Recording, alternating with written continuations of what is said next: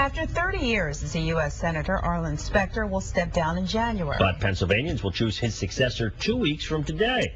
Republican Pat Toomey and Democrat Joe Sestak have been waging quite a campaign to be that man. I recently sat down with both candidates, asked them a series of questions, and we're providing their answers all week at 7 p.m. in their own words and unedited. Tonight's question, what's the most serious threat facing America today, and how would you deal with it? Toomey pointed to Iran. And given the dangerous nature of this regime, I think it's unacceptable for the United States to tolerate a nuclear-armed Iran. I've argued that we should have imposed the most aggressive possible economic sanctions early on against Iran to try to dissuade the regime from continuing down this road. Joe Sestak refused to endorse the legislation, one of just a few members of Congress who refused to endorse the legislation. So now we've eventually gotten there, we've eventually gotten the sanctions.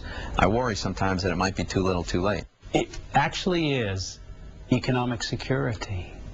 It's a growing China that is now actually creating 100,000 jobs this year alone in alternative energy, because ultimately a strong economy is what undergirds the strength of our military. Do I think that the global war of terror, particularly in Pakistan, where Al-Qaeda is having, is a grave threat? Absolutely. But let's do that right. And let's make sure that our national security actually begins at home, and our health, and education, our economic security. I really believe that. And a reminder, tomorrow night at 7, right here on ABC 27, we will air the first debate between Toomey and Sestak. You can see it here. And then Thursday and Friday, more of the questions, and they give their answers. Thank you.